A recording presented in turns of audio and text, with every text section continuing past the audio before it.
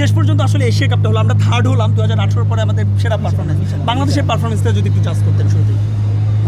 প্রথমে খারাপ লাগছিল যে এই ম্যাচটা আমাদের খেলার কথা ছিল, তারপরে আমি বলবো যে আমরা সেকেন্ড রাউন্ডে যেভাবে এসেছিলাম এবং শ্রীলঙ্কার সাথে যেভাবে জিতেছিলাম, ইন্ডিয়া পাকিস্তান দুটো ম্যাচই আমাদের জেতা উচিত ছিল, বাট আমরা জিততে পারিনি।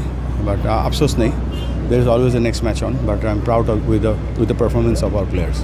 স্যার ভাইয়া, আজকে দেখলাম যে পুরস্কার বিতরণীতে আপনি পাকিস্তান দলকে দিচ্ছিলেন, মানে একটু যদি বলতেন আসলে এখানে কী হয়েছিল, আমরাও একটু পাজলের মধ্যে আছি। এখানে কিছু ব্যাপার আছে যেগুলো হয়তো প্রেসের সামনে বলা যাবে না, তবে এখানে ইন্ডিয়া চ্যাম্পিয়ন হয়েছে, পাকিস্তান রানার্স আপ হয়েছে। তো একটা দল তারা প্রেজেন্টেশন পার্টিতে আসতে একটু দেরি করছিল, পরবর্তীতে একটা আন্ডারস্ট্যান্ডিং হয়েছে, তারা চ্যাম্পিয়ন্স ট্রফি নিতে চায়নি।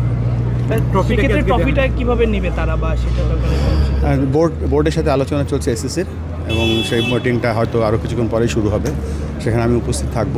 তো চেষ্টা করব আমরা যারা জয়ী হয়েছে তাদেরকে ট্রফিটা পৌঁছে দিতে।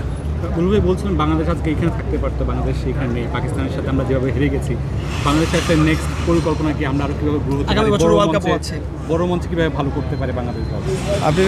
আপনি যদি পারফরমেন্স দেখেন, গত 4 মাসের পারফরমেন্স, আমরা ইউএর কাছে হেরেছি, তারপরে আমরা পাকিস্তানের কাছে হেরেছি, তারপরে আমরা ঘুরে দাঁড়িয়েছি শ্রীলঙ্কাতে, আমরা পাকিস্তানের সাথে হোমে নেদারল্যান্ডসের সাথে খেলে এখানে এসেছি। তবে এটা আমি মনে করি যে আমাদের এখানে আয়ারল্যান্ড আফগানিস্তানের সাথে সিরিজ আছে, আমাদের সব কিছু মিলিয়ে 26-এর যে বিশ্বকাপ আছে তার একটা ভালো প্রস্তুতি হয়েছে। আর এটাও আমাদের জানা উচিত যে আমরা যেন কিছু মিস্টেক করছি, এই মিস্টেকগুলো যদি আমরা ওভারকাম না করি, আমরা ইমপ্রুভমেন্টের যে ধারা আছে সেটা ব্যাহত হবে। একটু দেখা করেছি আমি প্লেয়ারদের সাথে, তারা প্রস্তুতি নিচ্ছে আফগানিস্তান সিরিজের সাথে। আমার কাছে মনে হচ্ছে এটা একটা ভালো সুযোগ ছিল আমাদের এই ট্রফিটা ফাইনাল খেলার, এবং সেই যোগ্যতাটাও ছিল আমাদের। তারপরেও আমাদের সামনের দিকে এগিয়ে যেতে হবে, দলটা নতুন, এবং নতুন দলটা প্রত্যেক দিনই উন্নত করছে। তবে এইমাত্র গৌতম গম্ভীর আমাকে একটা অ্যাডভাইস দিল যে আমাদের টিমের ব্যাটিংটা নিয়ে যেন একটু কাজ করতে হয়, আমিও তার সাথে একমত।